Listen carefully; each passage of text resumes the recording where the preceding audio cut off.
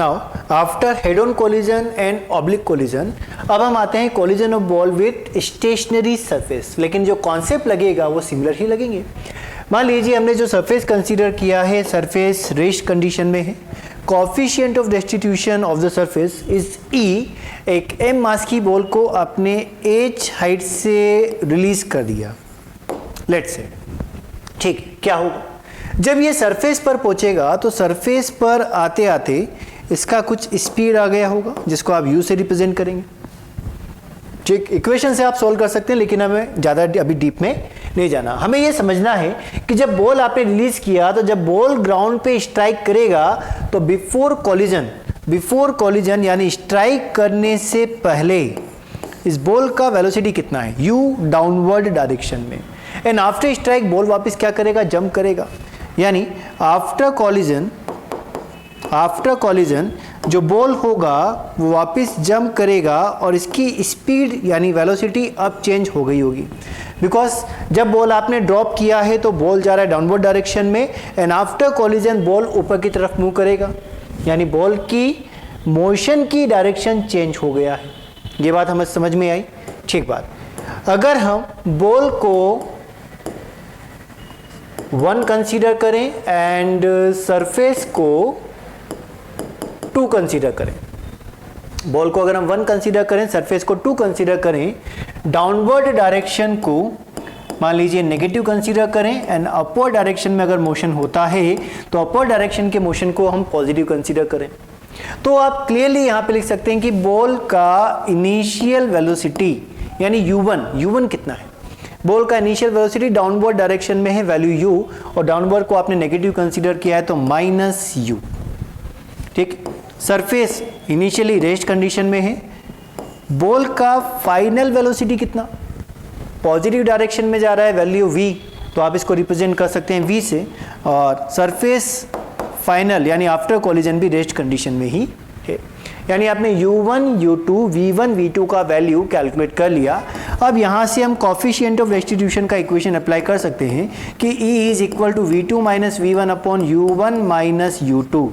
So surface coefficient of restitution आपको given है E, v2 का value 0 minus v upon u1 is minus u, so minus u minus 0, so value हमें मिला v is equal to e times of u, और ये एक standard result है जो हमें ध्यान रखना है, यानी जब भी कोई पार्टिकल u वेलोसिटी से e कॉफिशिएंट ऑफ रेस्टिट्यूशन वाली सरफेस पे जाके स्ट्राइक करेगा तो जो सरफेस के परपेंडिकुलर वेलोसिटी कंपोनेंट होगा वो e टाइम्स ऑफ u से चेंज हो जाएगा, मतलब final velocity of the ball हमें कितना मिलेगा, eu मिलेगा, जहां पर e क्या है, कॉफिशिएंट ऑफ रेस्टिट्यूशन। जैसे अगर परफेक्टली इलास्टिक तो e का वैल्यू 1 यानी v is equal to u, जितनी हाइट से छोड़ा वापस उतनी हाइट पे पहुंच जाएगी, बिकॉज जो परफेक्टली इलास्टिक कोलिजन है वो हम कंजर्वेटिव फोर्सेस के लिए लेते हैं, एनर्जी लॉस नहीं होता है। लेकिन अगर हम E0 कंसीडर करें तो बॉल को आपने ड्रॉप किया, बॉल जंप ही नहीं करी, नीचे ही रह गई, सरफेस पर ही रह गई, v is equal to 0।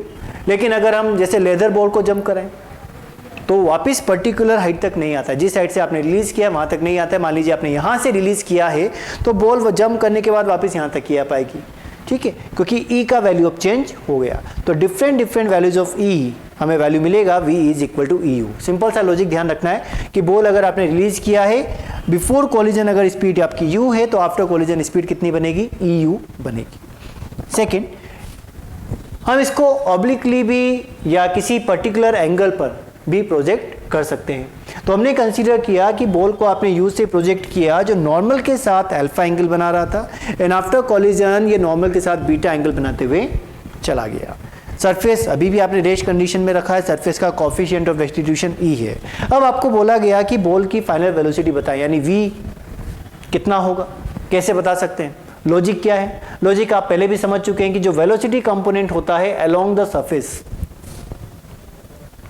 Surface जो कंपोनेंट रहेगा उसमें कोई भी चेंजेस नहीं आएगा, लेकिन जो perpendicular to the surface component होगा उसके अंदर चेंज आएगा, बिकॉज यहां जो फोर्स है वो एक mg फोर्स है और फोर्स कौन सी डायरेक्शन में है, वो वर्टिकल डायरेक्शन में। वर्टिकल डायरेक्शन मतलब जिस डायरेक्शन में मोशन हो रहा है उसी डायरेक्शन में तो फोर्स भी होगा, यानी सरफेस के नॉर्मल जो कंपोनेंट होगा, सरफेस के नॉर्मल जो वेलोसिटी कंपोनेंट मिलेगा उसमें चेंज आएगा, सरफेस के अलोंग जो कंपोनेंट मिलेगा उसमें कभी भी चेंज नहीं आएगा। अब इस v u के और v के हम दो कंपोनेंट कर सकते हैं। अगर यहाँ एंगल अल्फा बन रहा है तो सिमिलरली आप एंगल कंसीडर कर सकते हैं कि यहाँ भी अल्फा ही रहेगा, और इस u के दो कंपोनेंट किए जा सकते हैं। फर्स्ट कंपोनेंट आपको मिलेगा u cos alpha minus j में, सेकेंड कंपोनेंट मिलेगा u sin alpha plus i में। सिमिलरली जब ये पार्टिकल v वेलोसिटी से मूव कर रहा है तो यहाँ कंपोनेंट आपको मिले, एंगल बनेगा बीटा, तो v का component in direction of beta v cos beta and plus x में मिलेगा हमें v sin बीटा। ये बात समझ में आई? तो पहली बात यह है कि हॉरिजॉन्टल कंपोनेंट यानी अलोंग द सरफेस जो कंपोनेंट होता है वो सिमिलर रहना चाहिए। तो क्या लिखेंगे, यहाँ से इक्वेशन लिखी जा सकती है कि v sin बीटा, ये जो v sin बीटा है उसका वैल्यू u sin अल्फा के इक्वल आना चाहिए। तो v sin beta is equal to u sin alpha. Second क्या, जो perpendicular to the surface component होता है उसमें वेरिएशन आता है कितना, v is equal to eu। तो यहाँ पे क्या लिखेंगे, v cos beta is equal to e times u cos alpha. दोनों लॉजिक के अकॉर्डिंग आपने इक्वेशन लिख दिया। इक्वेशन 1 एंड इक्वेशन 2 हमें मिल गए। क्या करें, दोनों इक्वेशन को डिवाइड लगा दो। Equation 1 divide by equation 2, v cancel out, u और u cancel out, sign beta by cos alpha represent करेगा टेन बीटा को, ठीक है, sine alpha by cos alpha, ten alpha divide bye e। तो यहां पे रिजल्ट रहा ten alpha divide bye e। ये भी एक इंपॉर्टेंट रिजल्ट जो आप डायरेक्टली ध्यान रख सकते हैं। कभी भी अगर नॉर्मल से किसी एंगल पे बॉडी प्रोजेक्ट कर रही है तो रिलेशन रहता है tan beta is equal to tan alpha divide by E, और बॉडी अगर नॉर्मली प्रोजेक्ट कर रही है तो रिलेशन रहता है v is equal to E U. So v is equal to E U and tan beta is equal to tan alpha divide by E. ठीक है, देखिए अब न्यूमेरिकल हम कैसे सॉल्व करें। हमें दिया गया है कि एक जो बॉल है वो 5 मीटर पर सेकंड से डाउनवर्ड डायरेक्शन में प्रोजेक्ट मोशन कर रही है, एंड जो सरफेस आपको दिया गया है वो 10 मीटर पर सेकंड से अपवर्ड मोशन कर रही है। ई का वैल्यू हमें गिवन है हाफ। बोला गया find velocity of ball after the impact, find velocity of ball after the impact. ध्यान दें, बॉल को हम कंसीडर कर रहे हैं 1, सरफेस को हम कंसीडर कर रहे हैं 2, कोई डाउट नहीं। अपवर्ड मोशन को हम कंसीडर करेंगे पॉजिटिव, डाउनवर्ड मोशन को कंसीडर करेंगे नेगेटिव, बिकॉज साइन कन्वेंशन हमें क्लियर होना चाहिए। तो बॉडी की अगर हम बात करें तो बॉडी, ये जो बॉल है, ये जो बॉडी है ये मूविंग है 5 मीटर पर सेकंड से, तो यहाँ पे स्ट्राइक करेगा, और स्ट्राइक करने के बाद आफ्टर कॉलिजन हमने कंसीडर किया कि यह v1 से मूव करेगा। ठीक है, ध्यान दें u1 कितना, u1 यानी बॉल की इनिशियल वेलोसिटी 5 मीटर पर सेकेंड डाउनवर्ड डायरेक्शन में, क्या लिखोगे, -5। ठीक, u2 कितना,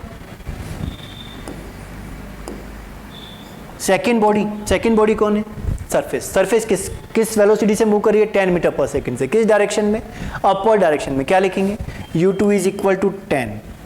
v1 कितना हमें सॉल्व करना है, v1 इज अननोन। बॉडी की यानी बॉल की final velocity after collision. v2 कितना, क्या सरफेस की वेलोसिटी में कोई चेंज आएगा, नहीं आएगा, यानी जो सरफेस है वो कांस्टेंट वेलोसिटी 10 मीटर पर सेकंड से मूव कर रहा है, इसके अंदर कोई चेंज नहीं आना चाहिए। ठीक है, सो v2 अभी भी कितना रहेगा, 10। क्या v1 सॉल्व किया जा सकता है, कौन सा इक्वेशन लगेगा, coefficient of restitution, E is equal to v2 minus v1 upon u1 minus u2। E का value half given, values put करें, half is equal to v2 minus v1 यानी 10 minus v1 divide by u1 minus u2, तो -5 minus 10, -5 minus 10, result क्या रहा, -15/2 is equal to 10 minus v1। तो v1 को आप left hand side में लेके चले गए, -15/2 को राइट हैंड साइड में लेके चले गए। So v1 is equal to 10 plus 15/2, 10 plus 15/2 क्या रिप्रेजेंट करेगा, 35/2, 35/2 मीन्स 17.5 मीटर पर सेकेंड। और ये आंसर मुझे पॉजिटिव में मिला या नेगेटिव में मिला है? ये आंसर मिला पॉजिटिव में। पॉजिटिव का मतलब ये ऊपर की ओर जा रहा होगा कितनी स्पीड से? 17.5 मीटर पर second. So v1 is equal to 17.5 metre पर सेकेंड। कौन सी डायरेक्शन में? In upward direction. तो विथ साइन आप यूज करें, पॉजिटिव आंसर आता है तो जो भी पॉजिटिव आपने कंसीडर किया उसी के अकॉर्डिंग आपको डायरेक्शन मिल जाएगा। यानी जो बॉल है वो 17.5 मीटर पर सेकेंड से अपवर्ड डायरेक्शन में मूव कर रही है। नेक्स्ट देखें, find speed of the particle just after the strike. Find speed of particle just after the strike. इस तरीके से स्ट्राइक कर रहा है, क्या इसकी वेलोसिटी कंपोनेंट्स आप बता सकते हैं? वेलोसिटी कंपोनेंट क्या रहेंगे? ध्यान से देखो, यहाँ एंगल अगर 37 है तो सिमिलरली यहाँ पे भी एंगल 37 ही बनेगा। सो एक कंपोनेंट तो आपको मिलेगा 10 cos 37। cos 37 का वैल्यू होता है 4/5। कितना होता है? 4/5। तो 10 × 4/5, यानी यहाँ पर कंपोनेंट है 8 मीटर पर सेकेंड। सेकेंड कंपोनेंट आपको मिलेगा जो अलोंग द सरफेस होगा, और इस कंपोनेंट को आप रिप्रेजेंट करेंगे 10 sin 37 से। sin 37 का वैल्यू 3/5, 3/5 × 10, यानी कंपोनेंट 6। कौन सा कंपोनेंट चेंज नहीं होगा? जो अलोंग द सरफेस कंपोनेंट है वो चेंज नहीं होगा। जो परपेंडिकुलर टू द कंपोनेंट है, परपेंडिकुलर टू द सरफेस जो कंपोनेंट है वो चेंज होगा। यानी आफ्टर कॉलिजन वेलोसिटी में क्या चेंज आएगा? ध्यान से देखें, अलोंग द सरफेस जो कंपोनेंट है उसके अंदर कोई चेंज नहीं आएगा। यानी जो बॉल की वेलोसिटी 6 मीटर पर सेकेंड सेम रहेगी, लेकिन जो परपेंडिकुलर कंपोनेंट आ रहा है इसमें चेंज आएगा। 8 मीटर पर सेकेंड आपको दिया गया है। अब कितना मिलेगा? v is equal to EU, यानी हाफ मल्टीप्लाई बाई 8, 4 मीटर पर सेकेंड। बात समझ में आई? आपसे क्या पूछा गया? Speed. So speed of the particle, speed रहेगा 4 square plus 6 square in under root, यानी 16 प्लस 36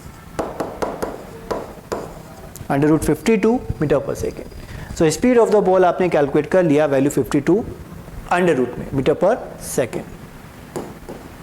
कोई डाउट तो नहीं? Along the component, along the surface, उसमें कोई चेंज नहीं आना चाहिए। यानी आफ्टर कॉलिजन यहाँ पे दो कंपोनेंट बनेंगे, 6 मीटर पर सेकेंड में कोई भी चेंज नहीं आएगा, और यहाँ चेंज होगा, वैल्यू बनेगी 4। और जो पार्टिकल है वो इस पर्टिकुलर डायरेक्शन में मूव कर रहा होगा। जो भी एंगल यहाँ पे बन रहा है वो आप कैलकुलेट कर सकते हैं। परपेंडिकुलर, हाइपोटेनस, बेस सब आप कैलकुलेट कर सकते हैं। 4 आपको परपेंडिकुलर दिया है, यहाँ पर आपको 6 पता है, ये बेस बन जाएगा, एंगल सॉल्व किया जा सकता है।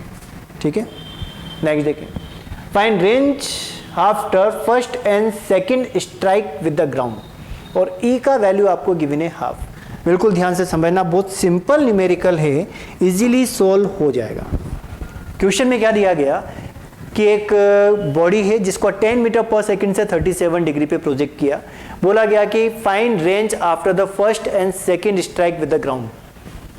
कैसा मोशन होगा? प्रोजेक्टाइल मोशन होगा, यानी जो मोशन होगा वो कुछ इस तरीके से होना चाहिए, फर्स्ट फिर सेकंड, क्योंकि वेलोसिटी में कुछ ना कुछ चेंज तो आएगा, इसलिए इसकी हाइट हमने कम कंसीडर कर ली। और थर्ड जो स्ट्राइक करेगा, थर्ड स्ट्राइक के बाद, यानी जो सेकंड स्ट्राइक के बाद जो मोशन होगा वो कुछ इस तरीके से प्रोजेक्टाइल बन जाएगा। ये बात समझ में आई? ठीक है, इसको थोड़ा सा हम और शॉर्ट कर दें, कुछ ऐसे।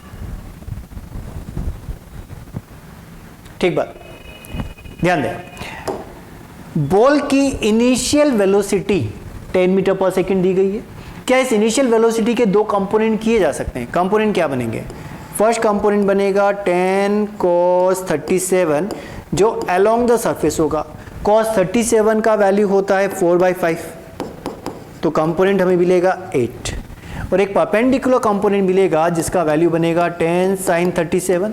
sin 37 का वैल्यू 3/5, तो 10 × 3/5, रिजल्ट क्या रहेगा? 6 मीटर पर सेकेंड। कौन से कंपोनेंट में चेंज आना चाहिए? अलोंग द सरफेस कंपोनेंट में या perpendicular to the surface component में? अलोंग द सरफेस जो कंपोनेंट होगा उसके अंदर कोई भी चेंज नहीं मिलेगा, लेकिन जो perpendicular to the surface component होगा उसके अंदर चेंज आना चाहिए, v = EU का। ठीक, अब इस लॉजिक को यूज करो। जब बॉल यहां पर आ गई होगी तो जब बॉल यहाँ पर आ गई और वापस जब ये मोशन करना स्टार्ट करेगी तो इसके अलोंग द सरफेस कंपोनेंट में तो कोई चेंज नहीं आएगा, लेकिन जो perpendicular to the surface component है ये चेंज हो जाएगा v is equal to E U से। तो जिस वेलोसिटी से ये जा रहा है ऊपर उसी वेलोसिटी से नीचे गिरेगा। इसका मतलब यहाँ पर वैल्यू आपको मिलेगा v is equal to E U, यानी हाफ इंटू 3 मीटर पर सेकेंड। ये बात समझ में आई? यानी फर्स्ट स्ट्राइक के बाद हॉरिजॉन्टल कंपोनेंट रहा 8 मीटर पर सेकेंड, लेकिन वर्टिकल कंपोनेंट हो गया 3 मीटर पर सेकेंड। फिर वापस जब ये बॉल स्ट्राइक करेगा तो मान लीजिए बॉल यहाँ पर है, अगेन हॉरिजॉन्टल कंपोनेंट यानी अलोंग द सरफेस कंपोनेंट में कोई चेंज नहीं आएगा, 8 मीटर पर सेकेंड ही रहेगा, लेकिन परपेंडिकुलर टू द सरफेस जो कंपोनेंट है उसके अंदर चेंज आएगा। अब वैल्यू में कितना मिलेगा? e इंटू 3 यानी 3/2 मीटर पर सेकेंड। ठीक बात। अब आपसे पूछा गया find range after first and second strike with the ground. तो सबसे पहले आपने वेलोसिटी कंपोनेंट देख लिया कि हॉरिजॉन्टल वेलोसिटी कितना और वर्टिकल वेलोसिटी कितना, और यहाँ पे वैल्यू आ गया था आपके पास 8 मीटर पर सेकेंड। रेंज अगर हम कैलकुलेट करते हैं तो रेंज का बिल्कुल बेसिक फॉर्मेट होता है 2ux uy by g। ux means horizontal component of velocity, uy means vertical component of the velocity. अगर हम इस रेंज को कंसीडर करें r, so value of r क्या रहेगा? 2ux uy बाय g, यानी r हमें मिलेगा, मल्टीप्लाई करें 8 इंटू 6 48 इंटू 2 96 बाई 10 यानी 9.6 मीटर। ठीक है, ये r आ गया। सेकेंड, आफ्टर फर्स्ट स्ट्राइक अगर मैं रेंज कैलकुलेट करूं तो उसको नाम दिया मैंने r1, और r1 का वैल्यू क्या मिलेगा? 8 इंटू 3 बाई 10, यानी इसको मैं r/2 से भी रिप्रेजेंट कर सकता हूं, बिकॉज हॉरिजॉन्टल कंपोनेंट की वेलोसिटी में कोई चेंज नहीं आया है, g में कोई चेंज नहीं आया, 2 भी कांस्टेंट है। देखिए जो वर्टिकल वेलोसिटी आ रही है uy, ये हाफ हो गई, पहले कितनी थी 6, अब कितनी आ रही है 3, तो जो वैल्यू मुझे मिलेगा वो 9.6 के हाफ के इक्वल मिलेगा। सो r1 का value 9.6/2 that means 4.8 metres. Similarly third case के लिए अगर मैं रेंज कैलकुलेट करता हूं तो इसको मैंने रिप्रेजेंट किया r2 से, और r2 का वैल्यू अब क्या मिलेगा? 2 इंटू 8 इंटू 3/2 डिवाइड बाई 10, यानी अगर मैं r1 की टर्म में बात करूं तो r1 का जो वर्टिकल कंपोनेंट था, r1 के केस में जो वर्टिकल कंपोनेंट ऑफ वेलोसिटी था उसका भी हाफ हमें सेकंड केस में मिल रहा है। क्लियर? तो या तो इसको आप लिख सकते हैं कि r1/2 या फर्स्ट केस से बाई 4, दोनों टर्म में लिखा जा सकता है, या डायरेक्ट आप सॉल्व कर लें तो सॉल्व करने पर वैल्यू आपको मिलेगा 2.4 मीटर। तो रेंज हमने कैलकुलेट कर लिया, लेकिन लॉजिक हमें याद होना चाहिए कि अलोंग द सरफेस जो वेलोसिटी कंपोनेंट होता है उसके अंदर कोई चेंज नहीं आता है, लेकिन परपेंडिकुलर टू द सरफेस जो कंपोनेंट होगा उसके अंदर चेंज आएगा, जिसको आप कैलकुलेट करते हैं v is equal to e multiply by u से। क्लियर? नेक्स्ट हम एक कॉन्सेप्ट पढ़ रहे हैं, यहाँ पे कुछ फॉर्मुलेज बनेंगे, फॉर्मूले में याद करना होगा तभी न्यूमेरिकल कैलकुलेट हो पाएगा। सिंपल सा एक केस है, बाउंसिंग ऑफ बॉल। हमने सरफेस यहाँ पे कंसीडर किया है जो परफेक्टली इलास्टिक कोलिजन प्रोवाइड नहीं कर रही है, मतलब ई का यहाँ पे कुछ ना कुछ वैल्यू मिलेगा। अगर हम h हाइट से बॉल को रिलीज करें, h हाइट से बॉल को रिलीज करें, तो जब बॉल यहाँ पर आकर स्ट्राइक करेगा तो क्या इस टाइम पर आप इसका वेलोसिटी बता सकते हैं कितना होगा? यानी क्या हम यहाँ पर v कैलकुलेट कर सकते हैं? सिमिलरली क्या आप टाइम बता सकते हैं कि ये h हाइट कवर करने में कितना टाइम लेगा? देखो इक्वेशन अगर हम यूज करें v square is equal to u square plus 2gh, तो v का रिलेशन तो मिला मुझे √2gh, वेलोसिटी आ गई। Second s is equal to ut plus half gt square अगर हम यूज करें तो यहाँ से मुझे टाइम का वैल्यू मिला 2h/g, यानी टाइम एंड वेलोसिटी हमने कैलकुलेट कर लिया by using equation of motion. Velocity आपको मिला है √2gh, और टाइम हमने कैलकुलेट किया है √2h/g। क्या इन दोनों इक्वेशन में कोई डाउट? बॉल आपने इनिशियली रिलीज किया है तो इसका इनिशियल वेलोसिटी कितना है? इनिशियल वेलोसिटी है 0। यहाँ तक आते आते वेलोसिटी बन जाएगा v। कितने टाइम में? t टाइम में। v और t आपने कैलकुलेट कर लिया। सरफेस कैसी है? सरफेस में आपके कोफिशिएंट ऑफ रेस्टिट्यूशन दिया गया है। इसका मतलब जब बॉल वापस यहाँ से जंप करेगा, बॉल जब जंप करेगा तब स्पीड इसका v नहीं होगा, v से कुछ चेंज हो चुका होगा। कितना? ev। पता है क्यों? क्योंकि सरफेस आपने देखा अभी कि स्टेशनरी सरफेस से अगर बॉल कोलाइड करती है तो v = EU से हम आंसर कैलकुलेट करते हैं। ध्यान से समझना, जैसे ही बॉल यहाँ से वापस ऊपर की तरफ जाएगी, अब इसका स्पीड है v1 और v1 का वैल्यू v से कम होगा। तो बॉल ऊपर गई, बॉल वापस नीचे आई। तो अभी हाइट कितना था? h। अब यहाँ पे न्यू हाइट कितना आ गया? h1 और टाइम कितना लगा? t1। ठीक, ये हो गया आपका फर्स्ट बाउंस। क्या हुआ ये? First bounce. फिर बॉल ने क्या किया? बॉल वापस यहाँ पर v1 जितनी वेलोसिटी से जाएगी उतनी वेलोसिटी से वापस भी आएगी, यानी वापस कितनी वेलोसिटी से आ गई? v1 से आ गई। लेकिन सरफेस से स्ट्राइक करती है, अब इसकी वेलोसिटी फिर चेंज होगी, e × v1, यानी वापस आपको v1 से कम वैल्यू मिलेगी। और कम वैल्यू से अगर बॉल प्रोजेक्ट हो रही है तो हाइट भी क्या रहेगी? कम रहेगी। यानी सेकेंड बाउंस में अब जो हाइट होगी वो हमें कुछ कम मिलेगी। पार्टिकल ऊपर गया, वापस नीचे आया, कितनी स्पीड से ऊपर गया? v2 से। वापस नीचे कितनी से आया? v2 से। कितना हाइट गेन किया? h2। कितने टाइम में? t2। समझ में आया पार्ट? फिर क्या होगा? फिर वापस बाउंस हुआ। ये कौन सा बाउंस था? ये था आपका सेकेंड बाउंस। इस तरीके से चलता जा रहा है। मानो यहाँ पर आके आपको मिला nth बाउंस। अब nth बाउंस में बॉल ऊपर गया, वापस नीचे आ गया। कितनी वेलोसिटी से ऊपर गया? vn से। नीचे कितने से आया? vn से। कितनी हाइट गेन करी? hn। कितना टाइम लगा? tn। कौन सा बाउंस? nth bounce. अब ये बाउंस हो क्यों रहा है? इस बात को समझो कि अगर आप कोफिशिएंट ऑफ रेस्टिट्यूशन आपको 1 दिया है, मतलब अगर हम कंजर्वेटिव फोर्सेज में बात कर रहे हैं तो एनर्जी लॉस नहीं होता है। एनर्जी लॉस नहीं होने का मतलब कि अगर मैंने बॉल को इस जगह से रिलीज किया तो वापस ये बॉल बाउंस होकर यहीं तक आएगी, सेम हाइट पर आ गई। सेम हाइट पर आ गई तो वेलोसिटी भी सेम, फिर ये वापस नीचे जाएगी, फिर वापस यहीं तक आ जाएगी। तो ये मोशन कुछ इसी तरीके से चलता रहेगा कि सेम हाइट पर ही वापस ये बार बार आती रहेगी। मोशन कुछ इस तरीके से होगा। ठीक है, कब? When E = 1, जब कोई भी लॉस नहीं होता। लेकिन अगर मैं प्रैक्टिकल केस में बात करता हूं, और ऐसा आपने देखा भी होगा कि अगर हम बॉल को रिलीज कर दें तो पहले जाएगी, फिर कम हाइट पे, फिर कम हाइट पे, फिर कम हाइट पे, धीरे धीरे धीरे धीरे ये सरफेस पर आ जाएगी। मतलब फाइनल इसका वेलोसिटी कितना हो जाएगा? 0। अगर मैं इनफाइनाइट तक जाता जाऊं तो यहाँ पे वेलोसिटी कितना मिलेगा? मुझे 0 मिलेगा। वेलोसिटी 0, हाइट 0 मिल जाएगा। आई बात समझ?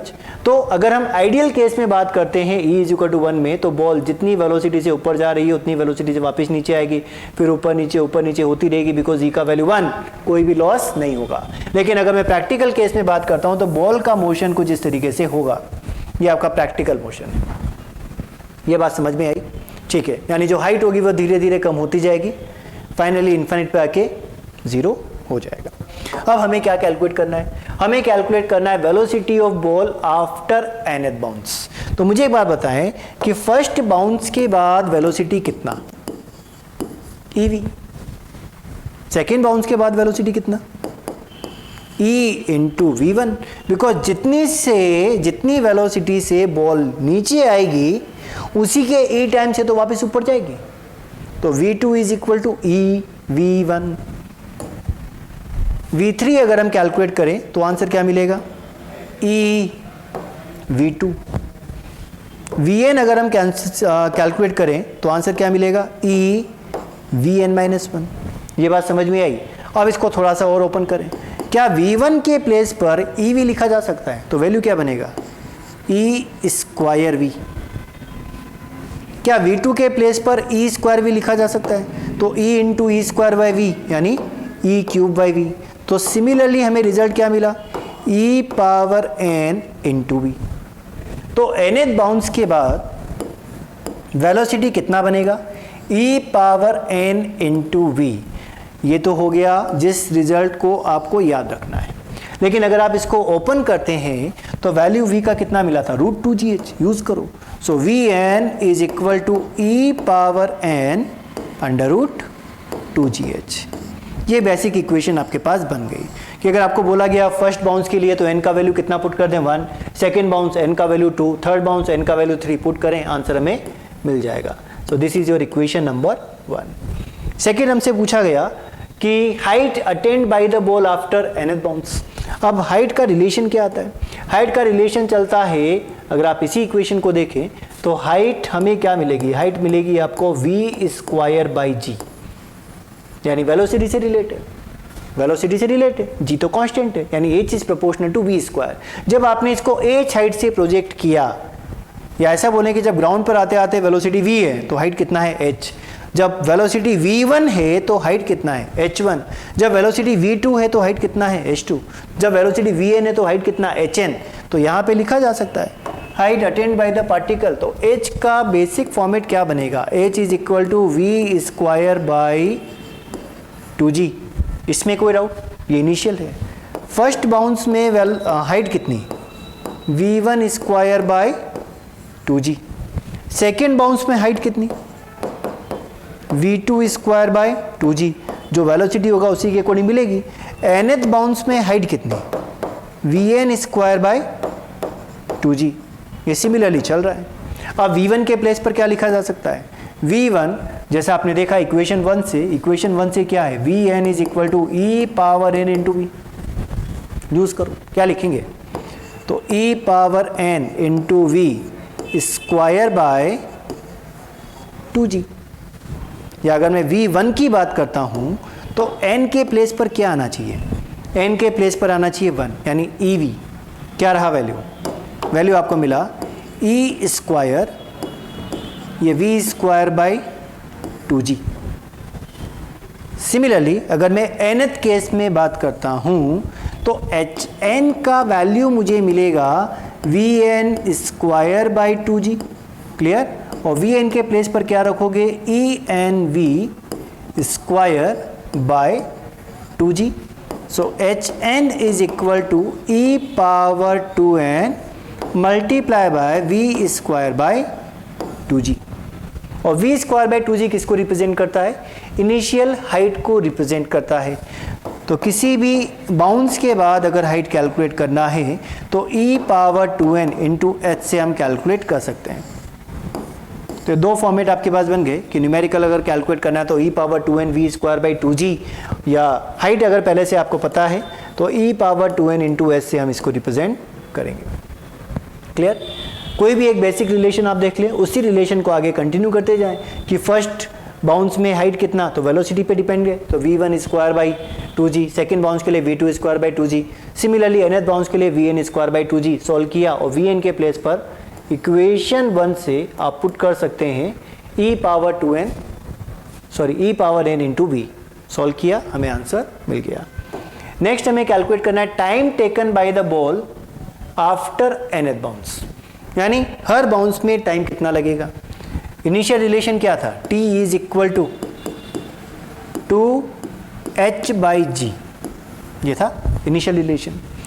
तो आफ्टर फर्स्ट बाउंस या फर्स्ट बाउंस में टाइम कितना लगेगा, √2h1/g। सेकेंड बाउंस में टाइम कितना लगेगा, time taken by ball in second bounce 2h2/g। तो nth बाउंस में टाइम कितना लगेगा, time taken in nth bounce किसने लिया, बॉल ने। So tn is equal to 2hn/g। और hn के प्लेस पर हम क्या पुट कर सकते हैं, hn के प्लेस पर पुट किया जा सकता है 2 टाइम्स e⁻²n h/g। कहां से, इक्वेशन नंबर 2 से। इक्वेशन नंबर 2 क्या सॉल्व हुआ था, hn is equal to e⁻²n multiply by h। तो दिस इज इक्वेशन नंबर 2। तो तो इक्वेशन नंबर 2 से आपने hn का वैल्यू पुट किया, यहाँ मिलेगा √2h/g और e पावर 2n का अंडर रूट, यानी आप बाहर निकाल दें इस e पावर 2n को, तो वैल्यू मिलेगा e2h/g। तो ये तो आ गया बेसिक फॉर्मेट, और इसी को आप कन्वर्ट कर सकते हैं कि t power n is equal to e multiply by T, यानी इनिशियल जितना टाइम था उसका e टाइम्स आपको मिलेगा। एच हाइट कवर करने में कितना टाइम लग रहा था t, तो nth हाइट कवर करने में या nth बाउंस के में जो टाइम लगेगा वो कितना et। ठीक, पावर आएगी, बिल्कुल आएगी, क्योंकि यहाँ पर आपने स्क्वायर रूट लिया है, तो e पावर n यहाँ पर हमें मिलेगा। यानी वेलोसिटी और टाइम का रिलेशन तो चलता है e पावर n में, और हाइट का रिलेशन चलता है e पावर 2n में, और this is equation number 3। Clear? तो next, total distance covered by ball in infinite bounds. अगर हम डिस्टेंस की बात करते हैं तो बॉल कितना हाइट पे गया, वापस कितना नीचे आया, इन सब का सम होना चाहिए, because distance, total movement of the ball, इन सबको हमें देखना है। तो फर्स्ट जब आपने पार्टिकल को रिलीज किया तो यहाँ से कितनी हाइट इसने कवर करा, h। फिर फर्स्ट बाउंस में ये h1 ऊपर गया, h1 नीचे आया, तो टोटल डिस्टेंस कितना चला, 2h1। सेकेंड बाउंस में h2 ऊपर गया, h2 नीचे आया, टोटल कितना चला, 2h2। तो इस तरीके से अगर मैं total distance covered by the ball in infinite bounds calculate करूँ तो वैल्यू मुझे मिलेगा, ध्यान से देखना, कि total distance is equal to पहला h, फिर फर्स्ट बाउंस के बाद 2h1, in second bounce 2h2, 2h3 and so on. ठीक है, और h का रिलेशन क्या है, hn is equal to e power 2n multiply by h। ये इक्वेशन आपने देखा। तो फर्स्ट बाउंस की अगर हम बात करें तो n के प्लेस पर 1, सेकेंड बाउंस में n के प्लेस पर 2, थर्ड बाउंस के लिए n के प्लेस पर 3 आना चाहिए। तो इक्वेशन आपने पुट किया h2, सबका कॉमन ले लो, ठीक है। h1 क्या लिखें, e power 2 into h plus h2, तो n के प्लेस पर 2 क्या लिखा जाए, e पावर 4 इंटू h प्लस e power 6 into h till infinity.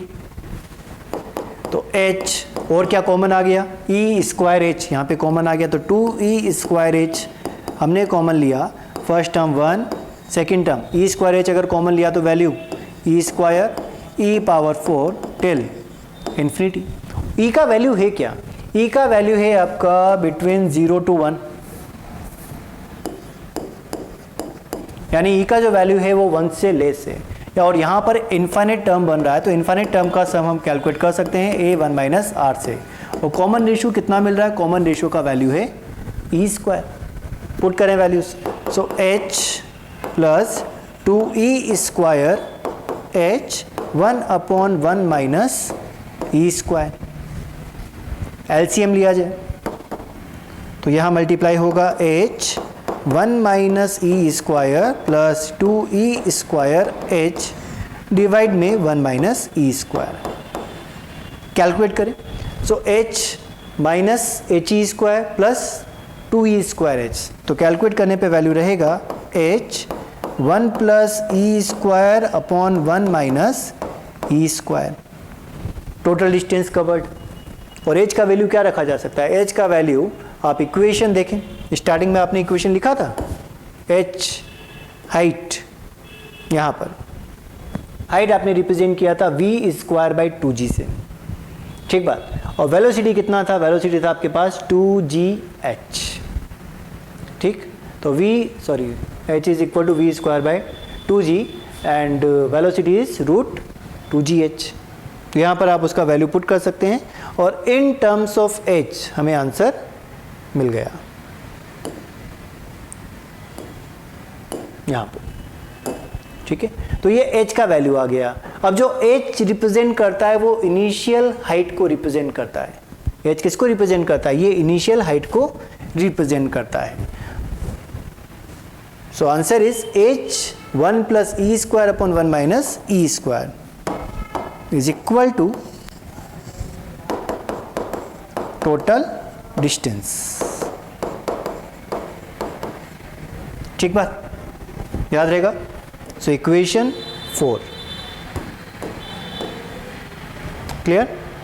Next देखिए, total displacement of the ball, total displacement of the ball. तो अगर मैं डिस्प्लेसमेंट की बात करता हूं तो बॉल ने क्या किया, बॉल को आपने सबसे पहले रिलीज किया ए साइड से, जब ये इनफाइनाइट टाइम्स बाउंस कर जाएगा तो फाइनली कहां जाएगा, जीरो पे, इसका मतलब वो ग्राउंड पे आ जाएगा। डिस्प्लेसमेंट में हम बात करते हैं कि फाइनल और इनिशियल लोकेशन या पोजीशन के बीच का मिनिमम डिस्टेंस कितना, तो वो क्या रहेगा, h रहेगा।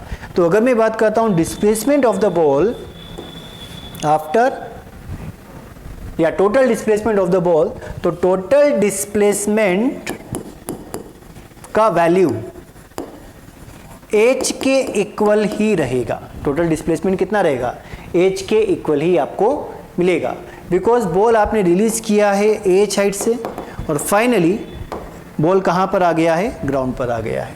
तो total displacement is h। Next, total time taken bye the ball in infinite bounce.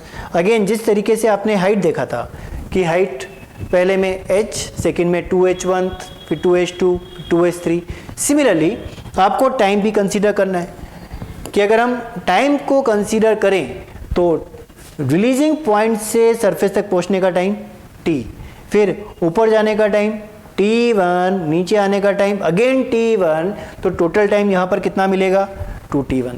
Total time कितना, 2t1। ये जो t1 आपने रिप्रेजेंट किया है वो किसका टाइम है, h हाइट तक कवर करने का टाइम। तो अगर मैं टोटल टाइम की बात करता हूं तो टोटल टाइम यहां कितना रहेगा, 2t1। सेकंड केस में टोटल टाइम कितना रहेगा, 2t2।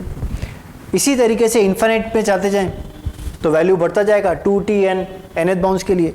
तो टोटल टाइम अगर हम कंसीडर करते हैं तो टोटल टाइम का वैल्यू आपको मिलेगा capital T is equal to T plus 2t1 plus 2t2 plus 2t3 till infinite.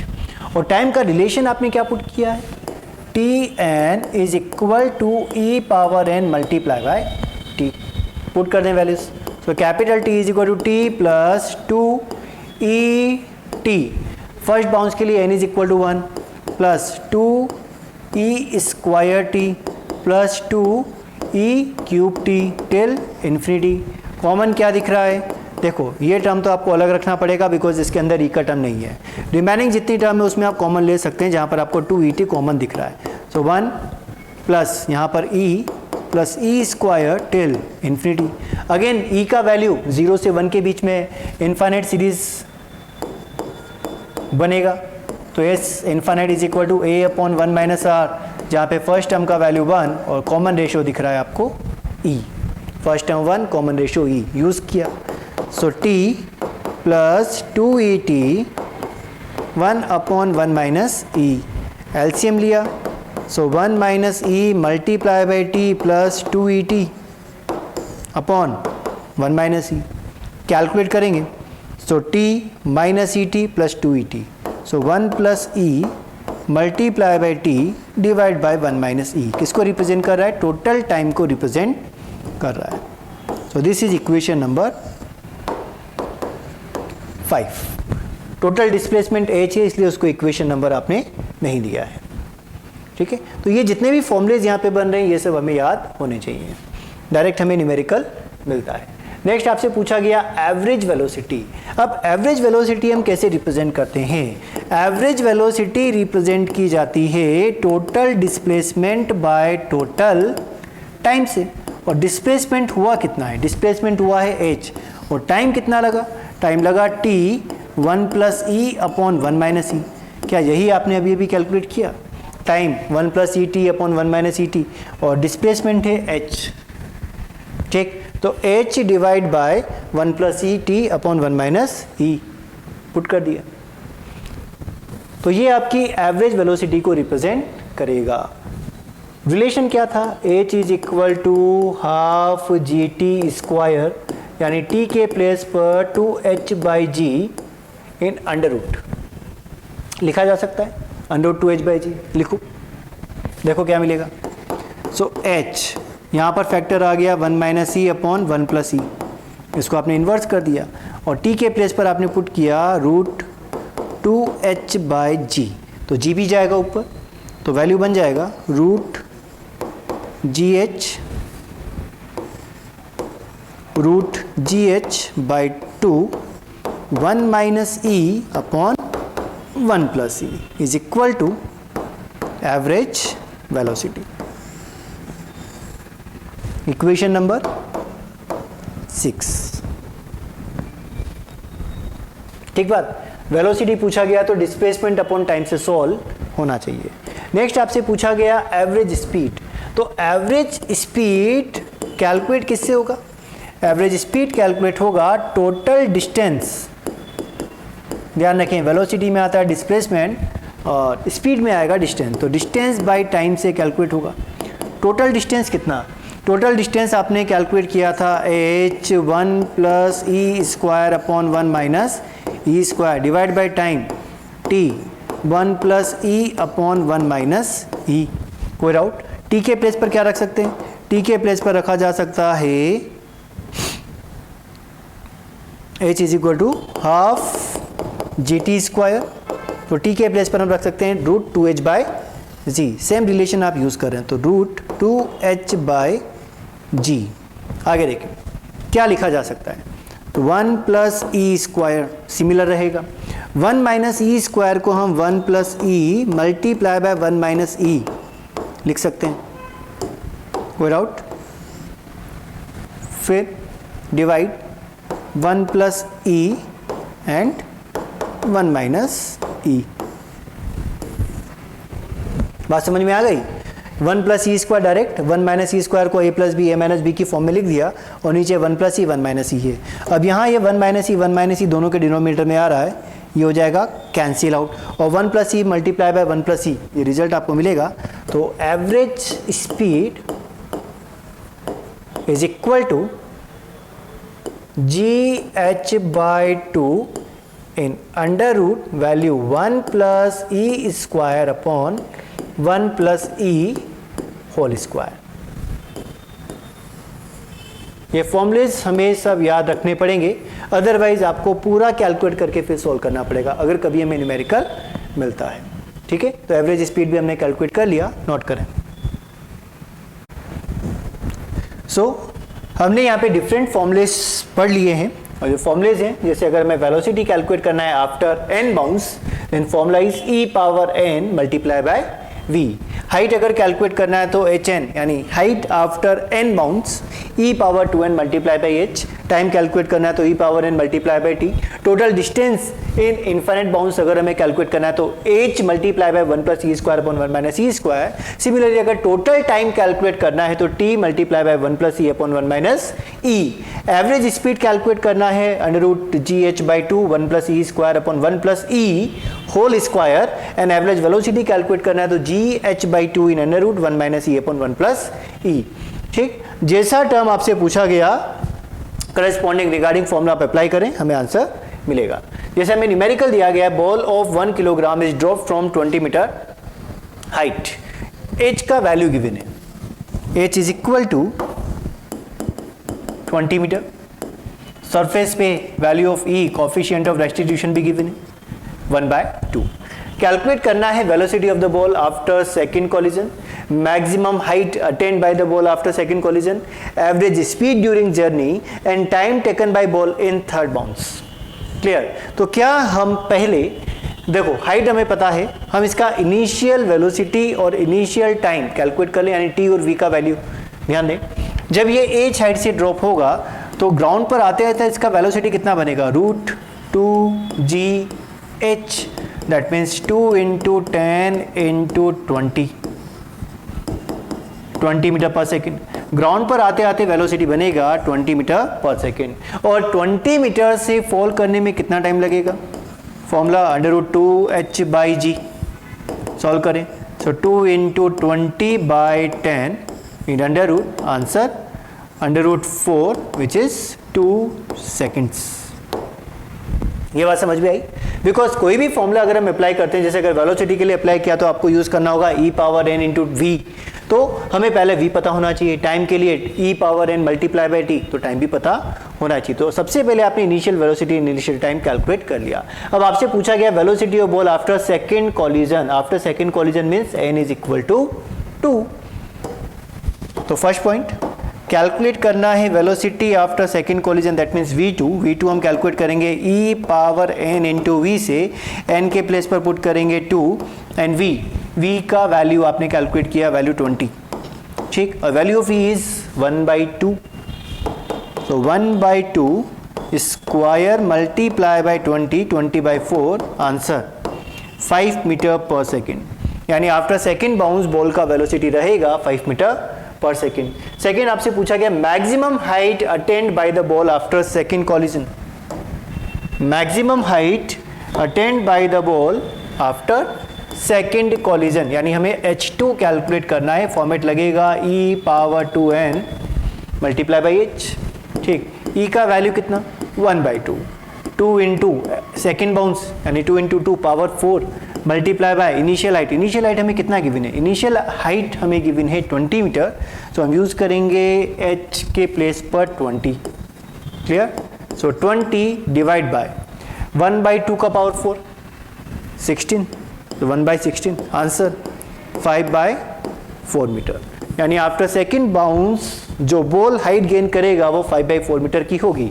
Initially आपने कहाँ से रिलीज किया 20 मीटर से, 20 मीटर, फिर फर्स्ट बाउंस हुआ, सेकंड बाउंस हुआ, सेकंड बाउंस के बाद जो हाइट ये गेन करेगा उसका वैल्यू कितना 5/4 मीटर। नेक्स्ट आपसे पूछा गया एवरेज स्पीड, और एवरेज स्पीड के लिए फॉर्मूला क्या है, एवरेज स्पीड का formula √gh/2 1 + e² / 1 + e whole square put कर दें। So average speed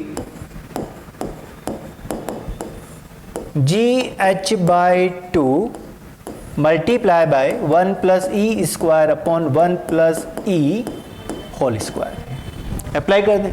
so value of g 10, height 20/2 multiply by 1 + e, value of e is e हमें गिवन है 1/2, पुट करें।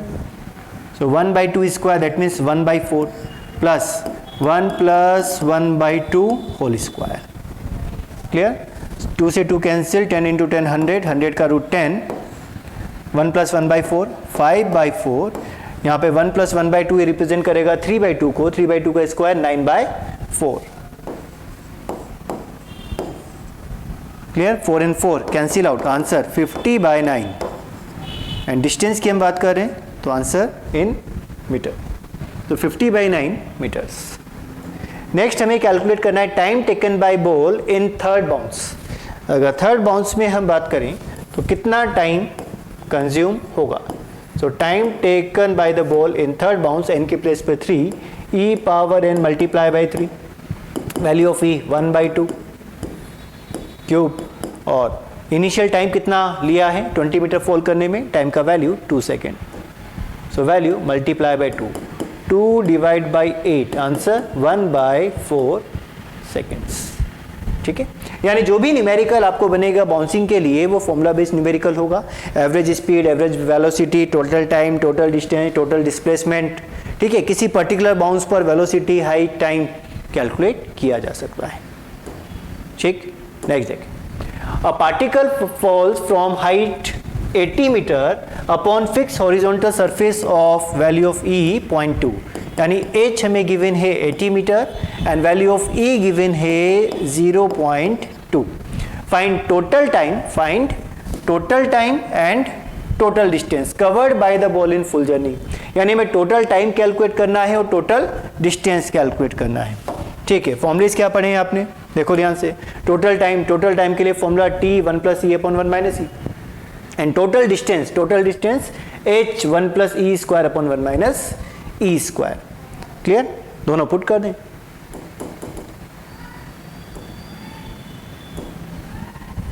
तो फर्स्ट हम कैलकुलेट कर रहे हैं total time, so total time t is equal to t 1 + e / 1 - e, ठीक। अब t कितना, 80 मीटर हाइट फॉल करने में टाइम कितना लगेगा, √2h/g, सो 2 × 80/10 यानी √16, आंसर 4 सेकेंड। सो t का वैल्यू है 4 सेकेंड, स्मॉल t, और e का वैल्यू गिवन है 0.2, पुट करें। So capital T is equal to 4, 1 + 0.2 / 1 - 0.2, 1 + 0.2 1.2, 1 - 0.2 0.8 × 4, is equal to T. ठीक, क्या ये 3/2 को रिप्रेजेंट करेगा? 1.2 डिवाइड बाई 0.8, 3/2, और 3 इंटू 4 12, 12/2 6। तो टोटल टाइम ऑफ मोशन रहेगा 6 सेकेंड। आई बस। नेक्स्ट हमें कैलकुलेट करना है total distance. So total distance formula क्या रहेगा? फॉर्मूला अभी आपने देखा कि total distance is equal to h 1 plus E square upon 1 minus E square. हमें पुट करना है। So h multiply by 1 plus E square upon 1 minus E square. Clear? Height कितना? 80 multiply by 1 plus 0.2 square upon 1 minus 0.2 square. 0.2 का square करते हैं, perform value मिलता है 0.04, तो 1 plus 0.04 that means 1.04 divide by 0.96 multiply by 80। Clear? क्या इसको cancel out किया जा सकता है? बिल्कुल, इसको कैंसिल आउट हम कर सकते हैं। किससे कैंसिल आउट करें? देखो, अगर आप इसको 4 से कैंसिल आउट करते हैं तो ऊपर मिलेगा 26, नीचे मिलेगा 24। 8 से कैंसिल आउट करते हैं तो ऊपर मिलेगा 13, नीचे मिलेगा 12। तो 13/12 इंटू 80। क्लियर? अब 80 और 12 को भी हम सॉल्व कर सकते हैं, यानी 13 इंटू, अगर आप 4 से कैंसिल आउट करें सो वैल्यू बनेगा 20 एंड डिनोमिनेटर में 3। ठीक, answer 260/3 meters. Clear? Direct formula based numerical है, फॉर्मूला याद करें और क्वेश्चन को सॉल्व कर लें। Next, a ball is dropped from any height on a smooth inclined plane as shown. After collision, velocity of ball directed horizontally, calculate E. ध्यान दें, हमें बोला गया कि एक बॉल को आपने यहां से रिलीज किया और सरफेस तक आते आते इसकी वेलोसिटी कितनी हो गई? u हो गई। क्लियर? और टकराने के बाद, सरफेस से टकराने के बाद अब मोशन कैसा है? अब मोशन है हॉरिजॉन्टल, v हमने कंसीडर कर लिया। तो आपसे बोला गया कि सरफेस के लिए E कैलकुलेट करें, E of the surface calculate करें। ध्यान से समझना, क्या इस वेलोसिटी के हम दो कंपोनेंट कर सकते हैं? जो इनिशियल वेलोसिटी आपको गिवन है, क्या उसके दो कंपोनेंट सॉल्व किए जा सकते हैं? देखो, अगर यहाँ थीटा रहेगा तो यहाँ भी थीटा ही रहेगा, दिस वन, बिकॉज अगर यहाँ थीटा है 90 माइनस थीटा, ठीक, तो यहाँ पर सिमिलर आपको एंगल मिलेगा थीटा। तो u का इन डायरेक्शन ऑफ थीटा कंपोनेंट कितना रहेगा? u cos theta, and along the surface component कितना मिलेगा? u sin theta. ठीक बात। अब बात करें एंगल की, अगर यहाँ एंगल थीटा है तो सिमिलर यहाँ भी एंगल कितना आना चाहिए? थीटा आना चाहिए। तो v के भी दो कंपोनेंट किए जा सकते हैं। एक कंपोनेंट बनेगा जो along द सरफेस बनेगा, और along द सरफेस यानी इस डायरेक्शन में जो कंपोनेंट बनेगा उसका वैल्यू आपको मिलेगा इन डायरेक्शन ऑफ थीटा बन रहा है, यानी v cos थीटा, और एक परपेंडिकुलर कंपोनेंट बनेगा जिसका वैल्यू v sin थीटा। यानी आपने इनिशियल वेलोसिटी और फाइनल वेलोसिटी दोनों के दो कंपोनेंट कर दिए, एक cos theta sin theta along the surface and perpendicular to the surface. अब लॉजिक हमें क्या पता है? लॉजिक हमें ये पता है कि सरफेस के along जो वेलोसिटी कंपोनेंट होता है उसकी वैल्यू में चेंज नहीं आता है, यानी component along, component of velocity along the surface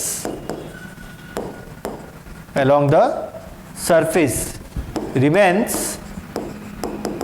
same, यानी वेलोसिटी कंपोनेंट सरफेस के along चेंज नहीं होता है। कौन कौन से कंपोनेंट मिलते हैं? u sin theta and v cos theta.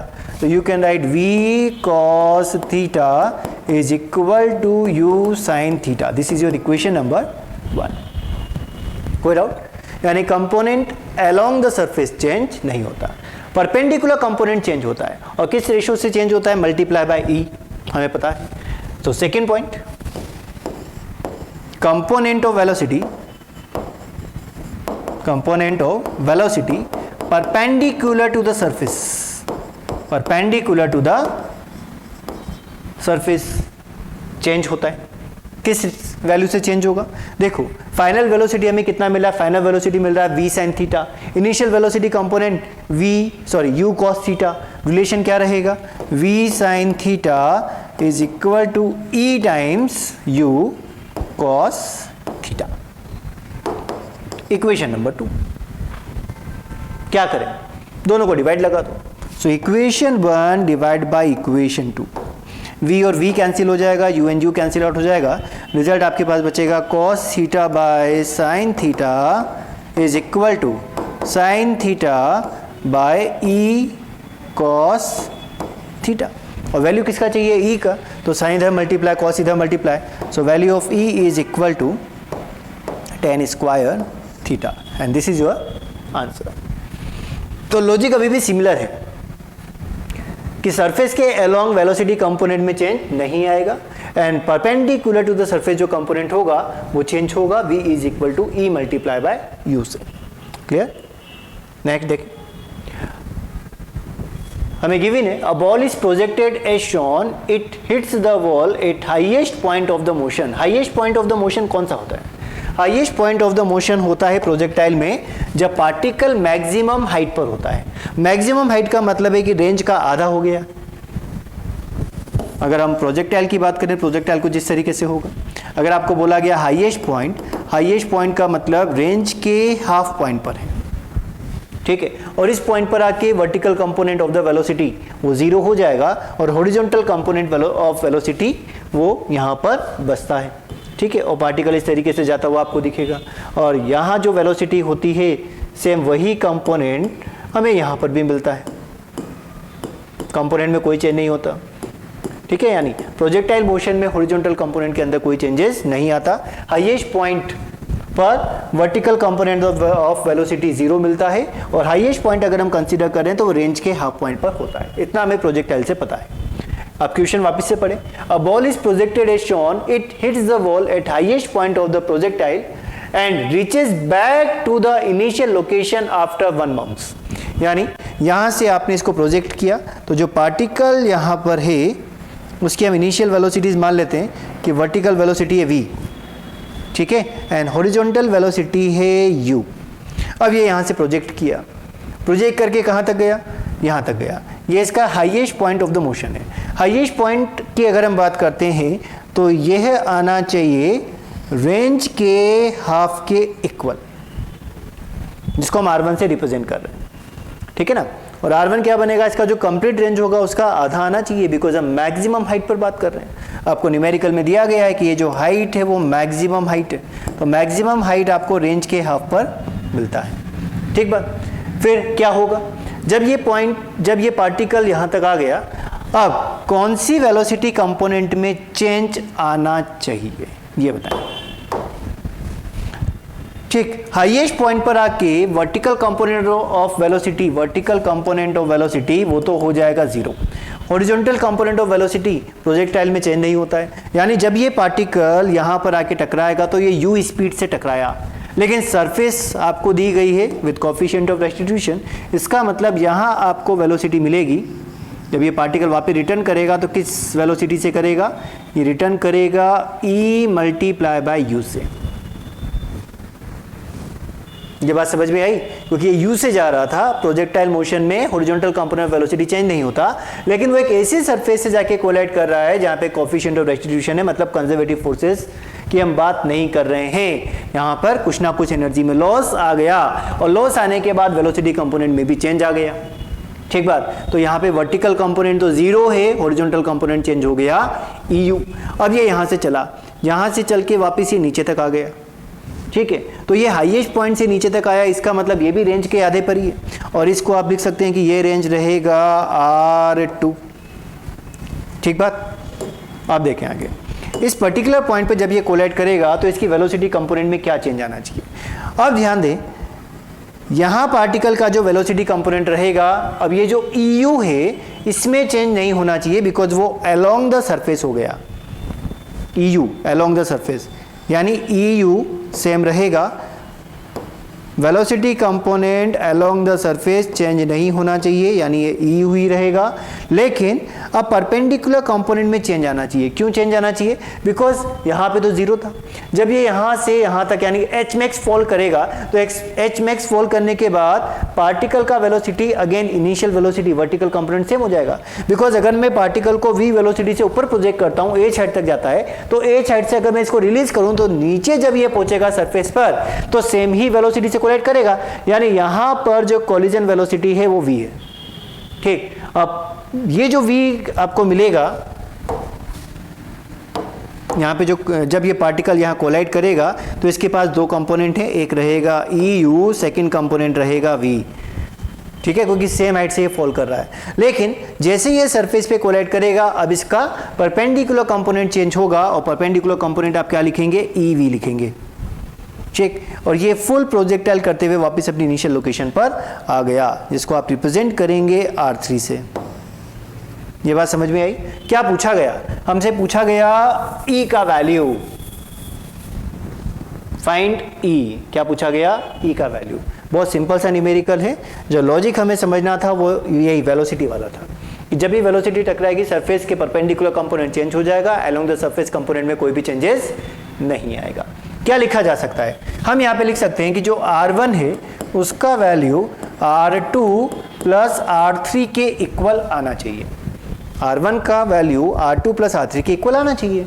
अब रेंज का फॉर्मेट क्या होता है? रेंज होता है 2ux uy बाय g, यानी अगर हमें वर्टिकल और horizontal component of velocity given है तो 2ux uy बाय g से इसको सोल्व किया जा सकता है। अब अगर मैं R1 की बात करता हूं तो ये टोटल रेंज का हाफ है, क्योंकि प्रोजेक्टाइल मैक्सिमम पॉइंट पे जाके कोलाइड कर गया। तो ux का वैल्यू u, uy का value v, so uv by g। ये किसका वैल्यू है? R1 का। ठीक है, अब बात करो R2 की। R2 भी मैक्सिमम पॉइंट से ग्राउंड लेवल पर आ गया, मतलब यहां पे भी जो रेंज होगा वो इसकी मैक्सिमम रेंज का हाफ होगा। क्या लिखें? क्या लिखा जाए? वेलोसिटी बताओ कितनी आई? EU और V। So EU multiply by V divide by G plus range 3। Range 3 जो है वो एक कंप्लीट प्रोजेक्टाइल को रिप्रेजेंट कर रहा है, यानी वैल्यू आनी चाहिए 2ux uy बाय g, लेकिन ux का वैल्यू EU है और uy का वैल्यू EY है। क्या लिखें? 2ux uy by g। Clear? तो uv by g cancel out हो गया, result 1 is equal to e plus 2e square. So 2e square plus e minus 1 is equal to 0। Quadratic equation बन रहा है। Solve कैसे करें? यहाँ पे रूट्स लिए जा सकते हैं, फैक्टराइज किया जा सकता है। देखिए ध्यान से, 2e minus e minus 1 is equal to 0। Plus e को आपने 2e माइनस ई की फॉर्म में लिख लिया, कॉमन लिया 2e e plus 1 and minus 1 common लिया e plus 1 is equal to 0। दो इक्वेशन आपके पास यहाँ पे बनी। First equation 2e minus 1 and second e plus 1 is equal to 0। तो यहाँ से e की दो वैल्यूज आपको मिली है। फर्स्ट e आपको मिला है -1 जब when e plus 1 is equal to 0, when e is equal to -1, and second when 2e minus 1 is equal to 0 then value of e is half.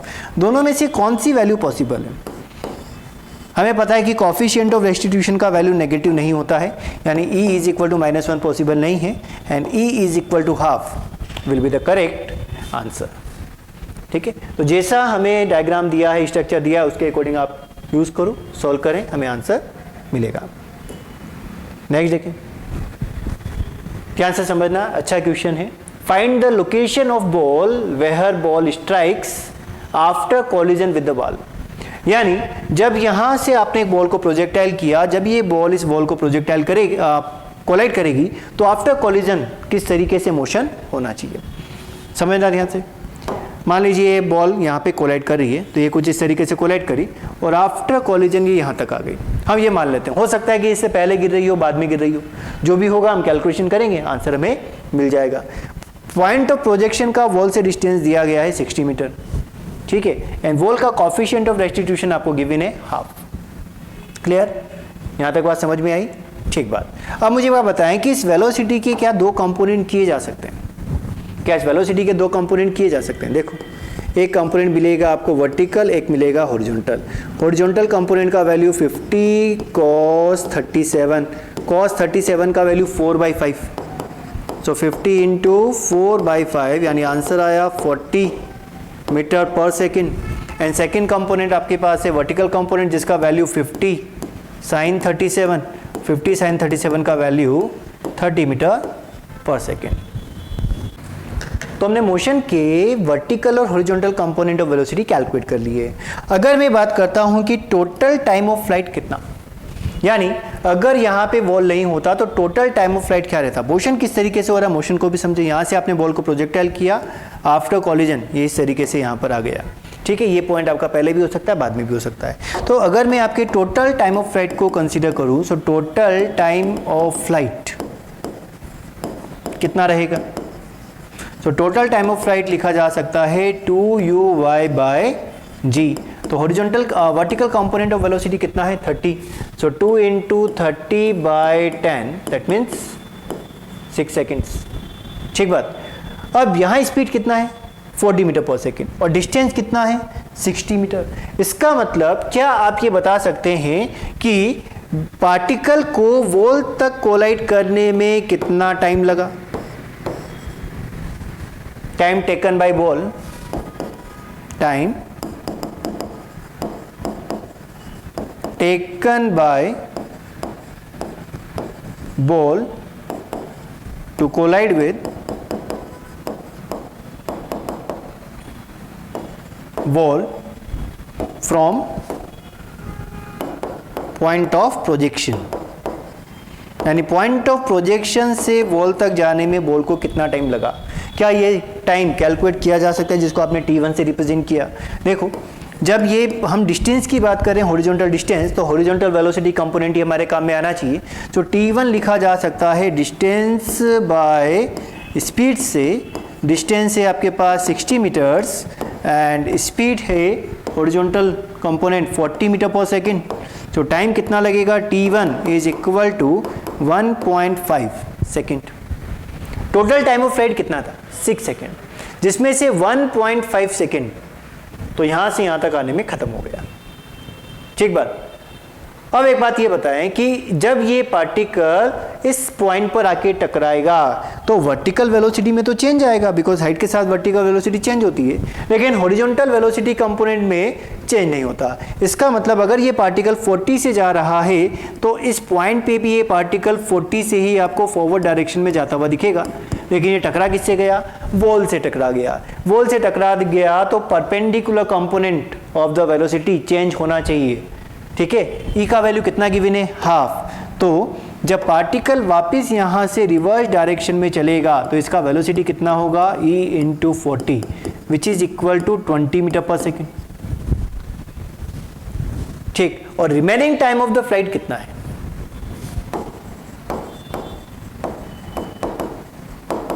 Remaining time of flight कितना? Remaining time of flight रहेगा, total time में से 1.5 seconds minus कर दें तो value रहेगा 4.5 seconds. ठीक, और 4.5 सेकेंड में पार्टिकल की हॉरिजॉन्टल वेलोसिटी 20 मीटर पर सेकेंड, तो पार्टिकल हॉरिजॉन्टल में कितना डिस्टेंस कवर करेगा? So distance covered by the particle, distance covered by the particle